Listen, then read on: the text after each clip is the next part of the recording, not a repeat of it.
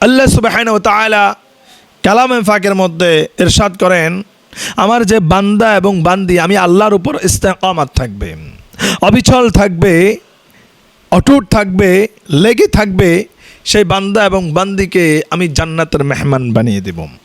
এখন ইস্তেকামত কি? সেই ইস্তেকামত আগে আমাদেরকে বুঝতে হবে। ইস্তেকামতটা হচ্ছে সন্তান যেভাবে, একটা দুধের শিশু যেইভাবে মায়ের পিছনে লেগেই থাকে, মা যখন শিশুটাকে কোল থেকে নামিয়ে দেয়, শিশু যখন হামাগুড়ি দেয়, শিশু যখন খাবারের জন্য কান্না করে, মায়ের কোলে যাওয়ার জন্য যখন কান্না করে, আত্মচিৎকার করে, এখন মার প্রশ্ন হলো আমি কি হাতের কাজগুলো সারবো নাকি আমার সন্তানটাকে আমি কোলে নিব।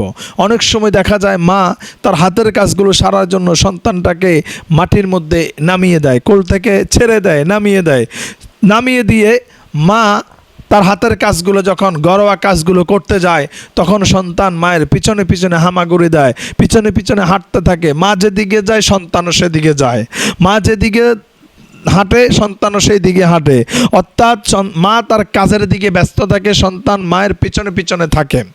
এইভাবে করে যখন সন্তান তার মায়ের পিছনে লেগেই থাকে, সর্বশেষ মা সন্তানের এই কান্না দেখে, সন্তানের হামাগুড়ি আকুতি দেখে, সন্তানের আত্মচিৎকার দেখে মা সর্বশেষ সন্তানকে কোলে না নিয়ে আর থাকতে পারে না। এইটাকেই বলা হচ্ছে ইস্তেকামাত। এটাকেই বলা হচ্ছে ইস্তেকামাত। ইস্তেকামাত মানে হচ্ছে আপনাকে লেগেই থাকতে হবে। আপনি যেই বিষয়টার উপরে, যেই জিনিসটার উপর থেকে, যেখান থেকে আপনি সফলতা অর্জন করতে চান, সেই বিষয় বস্তুর উপর, ব্যক্তির উপর আপনাকে অবশ্যই এইভাবে করে লেগেই থাকতে হবে। এজন্য রব্বুল আলামিন বলেন, হে আমার গোলাম, যদি তোমরা আমি আল্লাহর উপরে এইভাবে ইস্তেকামাত থাকো, অবিচল থাকো, ওয়াবিশিরু বিল জান্নাহ, আমি আল্লাহ তাআলা অবশ্যই তোমাদেরকে জান্নাতের মেহমান বানিয়ে দেব। এজন্য আল্লাহ তাআলা বলছেন, ইন্নাল্লাযীনা ক্বালু রাব্বুনাল্লাহু থুম্মা ইসতাকামু তাতানাজ্জালু আলাইহিমুল মালায়েকা আল্লা তাখাফু ওয়া লা তাহজানু ওয়া আবশিরু বিল জান্নাতিল্লাতী কুনতুম তুআদুন। রব্বুল আলামিন বলেন, নিশ্চয়ই ইন্নাল্লাযীনা ক্বালু রাব্বুনাল্লাহ, নিশ্চয়ই যারা আমি আল্লাহর উপর ইস্তেকামাত থাকবে, অবিচল থাকবে, অটুট থাকবে, লেগে থাকবে, আমি আল্লাহকে কখনো ছাড়বে না।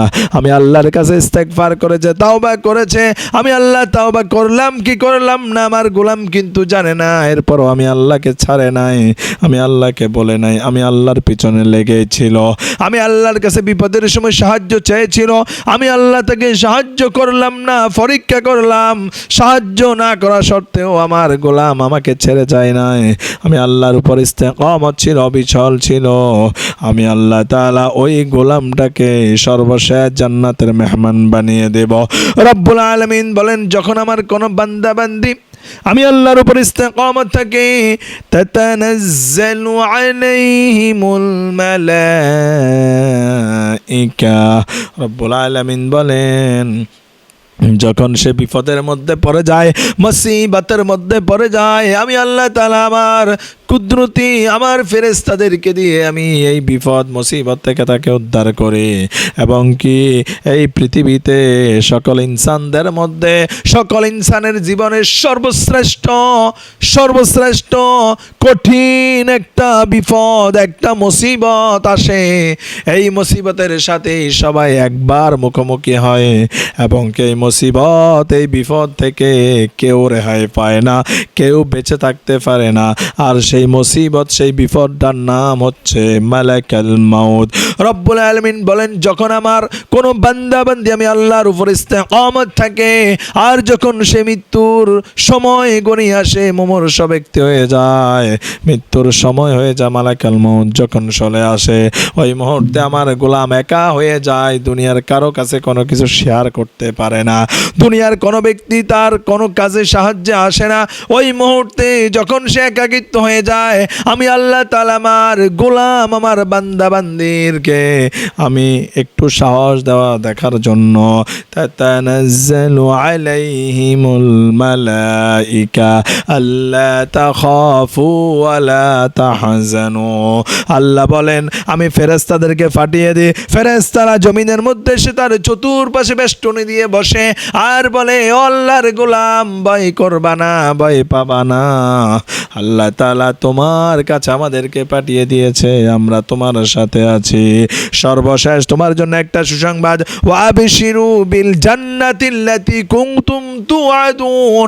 তুমি আল্লাহর উপর ইস্তেকামাত অবিচল থাকার কারণে আল্লাহ তাআলা তোমাকে জান্নাতের সুসংবাদ দিয়েছে। এই জান্নাতের সুসংবাদটা নিয়ে তুমি মৃত্যুবরণ করো। সুবহানাল্লাহ। এজন্য আমাদেরকে সব সময় ইস্তেকামাত থাকতে হবে। এই যে রমজান মাস আমরা ইবাদত করতেছি, বন্দেগী করতেছি, নামাজ পড়তেছি, আমরা রোজা রাখতেছি, দান করতেছি, সদাকা করতেছি, সত্য কথা বলতেছি, হালালের উপর অটুট আছি। আমরা যদি বাকি 11 মাস সারা বছর যদি এই আমলগুলা করে থাকি তাহলেই আমাদের কাজ হবে ইস্তেকামাত, আল্লাহর উপর আমরা ইস্তেকামাত করতেছি। আর যদি রমজানের পরে আমরা পূর্বের ন্যায় চলে যাই, আমরা ইবাদত বন্দেগী নামাজ রোজা সব কিছু যদি ছেড়ে দিই তাহলে এটা কিন্তু আল্লাহর উপর ইস্তেকামাত করা হবে না। এর জন্য আসুন আমরা সব সময় আল্লাহর সাথে লেগেই থাকবো, আল্লাহর উপর ইস্তেকামাত করব, অবিচল থাকবো।